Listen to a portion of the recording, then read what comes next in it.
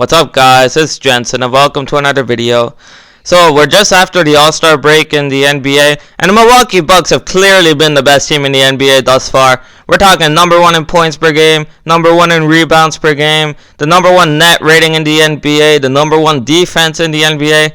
It's just been a spectacular season for the Milwaukee Bucks, and I have to be honest, I really thought that without Malcolm Brogdon the Bucks would take a step back, but guys have stepped up and they've taken a step forward. You have to have a ton of respect for what they've done this season, and they're definitely an excellent team. However, I would like to caution the American public on making them the clear favorites out of the Eastern Conference. I don't think we can say that, guys, because I'm not sure how this performance of this roster is going to translate into the postseason, and a lot of that has to do with last year and how they really flamed out in 4 consecutive games against the Toronto Raptors. And the main key here is that the Toronto Raptors really provided the blueprint of how to stop Giannis in the playoffs. And while Giannis has improved this season, let me be very clear, he's been better this season. He's a clear MVP this season again, and I think he'll win MVP again if he stays healthy. But, I mean, he's really just the same type of player in the postseason. He's going to be the same type of player. I know his three-point shot has improved a little. He's starting to shoot a little bit more mid-range and all that. It's very nice. It's very nice. It's a good improvement, and he's going to get better. He's going to be a lot better. But in the postseason, I think that the Raptors showed us last year that you need to have multiple versatile forwards that you feel comfortable throwing on Giannis on defense. And when you look at these Eastern Conference teams, a lot of those teams have that. We look at the Toronto Raptors, they have Pascal Siakam and OG Anunoby. The Boston Celtics have Jason Tatum and Jaylen Brown.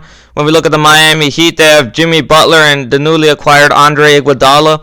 The Sixers are clearly equipped to do that, as they have Ben Simmons and Matisse Thybulle. And even the Pacers have TJ Warren. I mean, these teams have versatile forwards that you can throw on Giannis and think that they could do a pretty good job on Giannis in the playoffs. And that's really the concerning part, because we know Giannis is going to get his stats, but if you can stop him from scoring, say, 30 points per game, make him score about 25 points per game, and very inefficiently, especially in the playoffs, guys. We know that fast break points are much more limited in the playoffs. It's more of a half-court offense. And the Milwaukee Bucks were number 1 in fast break points per game, let me remind you. And while you could look at that as a positive, you could also look at that as a negative, because in the playoffs, it's going to be a lot more half-court. Can Giannis get a lot of his points in the half court? Because we know Giannis is a big reason why they're such a good team on the fast break. Can he get his points in the half court? I don't know, because he can't really stretch the floor. And there's a reason why teams aren't afraid of guys like Ben Simmons in the playoffs. If you can't really hit the three-point shot effectively, I mean, you're not as big of a threat in the playoffs as you are in the regular season, per se. That's the reason why a guy like Ben Simmons could be a multi-time All-Star in the regular season and a mere non-factor almost in the postseason. That's a concern with Giannis. But the main concern is, if Giannis somehow gets stopped a little bit in the postseason, who's there to pick up the slack, guys? I mean, the first player you point to is obviously Chris Middleton, and I was wrong about him. I thought that he could only be the 3rd best player on a championship team. He's proven me wrong this year with yet another All-Star season. He's proven he can be the 2nd best player on this team, and they can win a championship. But let me remind you that even though he's scoring 20 points per game, 6 rebounds per game, and 4 assists per game, he's been very, very good this season. Let me remind you that last year in the playoffs, he scored only about 17 points per game, and he only shot about 41% from the field. That's not going to cut it this year, guys. And let me ask you guys an honest question. You really think any of these Eastern Conference teams are afraid of Chris Middleton? Obviously, everyone's afraid of Giannis. That's a given. Nobody's afraid of Chris Middleton. Not the Toronto Raptors. Not the Celtics with Jason Tatum and Jaylen Brown. Those guys are hungry. They ain't afraid of Chris Middleton. You think the Miami Heat, led by Jimmy Butler, are afraid of Chris Middleton? The Indiana Pacers under Nate McMillan, they play hard every night. They're not afraid of Chris Middleton. He's not a real threat, guys. And the one moment I remember last year from the playoffs about Chris Middleton was when they were playing the Toronto Raptors in one game, and the score was still pretty close. And Chris Middleton took a three-pointer and he airballed it. Now, I know it's only one moment, but, I mean, that really does set the tone for heading into this postseason. Can Chris Middleton step up? Can he hit the big shot with the game on the line? It's almost like the Harden problem with Chris Middleton, except he's not as ball dominant. And Giannis, the problem with him is that he can't really close out the game either. You can't give the ball to him and expect him to close out games. And I really feel like Chris Middleton's the guy who's going to have to close out games. Can he make big shots in the clutch? And that's a question mark right now, I have to admit.